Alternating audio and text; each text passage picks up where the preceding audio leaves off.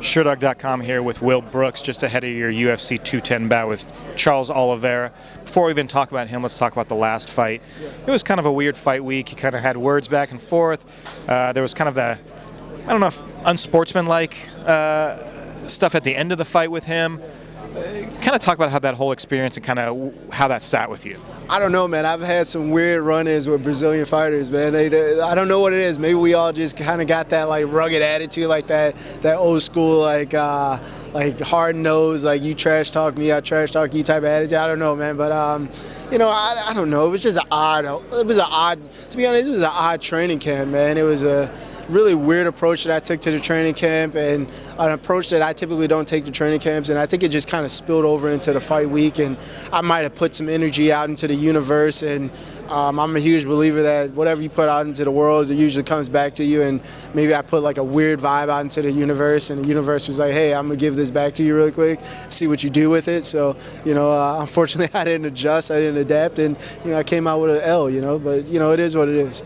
Is a rematch, does it interest you? Are you the guy that wants to always kind of get that one back? No, not really, because I have a short memory, man. I've been conditioned for that. I've been competing my entire life, from wrestling to football. All my coaches, even my family members, have always taught me to have a short memory when it comes to winning or losing. Just to be able to continue to focus on the biggest goal, and that's for me now being a lightweight champion of the UFC is my main goal. So that's my main focus. So win or lose, I have the same approach to every single fight. So rematch, not a rematch, it doesn't really matter. You lost. It's still on the record. It's still there. Even if you get it back, it's the same damn thing. You just got to keep moving forward. 155, just because of Conor McGregor, it's almost like a belt held hostage. Former champion Eddie Alvarez, a guy that you had words with when you were supposed to fight him.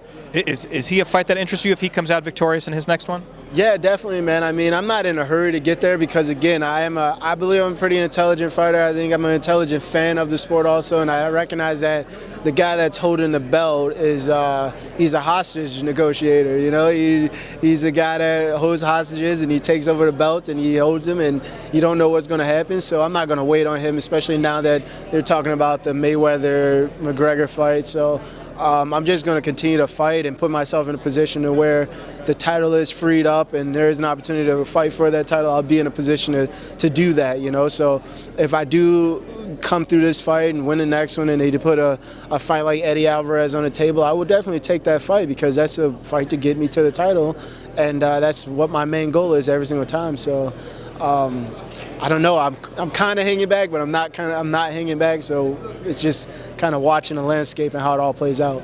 Talk about Charles Oliveira as an opponent.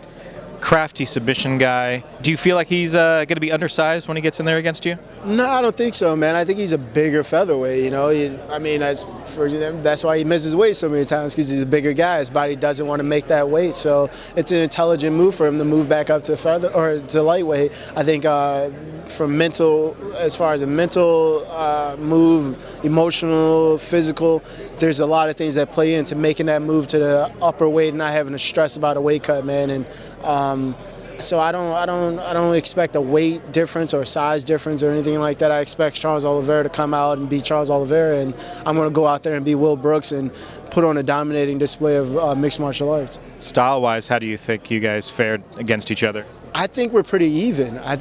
Because I've got a pretty good grappling game myself. It may not be a submission-oriented ground game, but I have a very good top game. I've been able to show that I'm able to get up from the bottom if I'm ever put on my back and control guys and not put myself in dangerous situations. So I think my grappling, my ground game, my wrestling background is pretty equal to what he does as a jiu-jitsu player, you know. So I think that's going to be a neutral ground for us. So I think it's going to play out on the feet. We're going to have to see which guy is better with the striking and then try to figure it out from there. This Saturday plays out in your favor. Is there a name that you call somebody out? Do you feel like that's something that you need to do? I mean, it's kind of become par for the course. Yeah, I mean, I wouldn't call anybody else, but anybody out and do it all in like this brash, like big way. You know, I'm not that type of guy, but I definitely am looking to try to fight a guy like Michael Johnson or a Michael Chiesa if that fight is available, or one of those type of guys. But will I get out there and get the chirping and yelling and screaming and saying this and saying no? But I will put the name out there and say, hey, this is a guy that I think I'd be able to get this fight against and move from there. But, you know, as the Conor McGregor call-outs that everybody's trying to do now, you won't find me being that guy,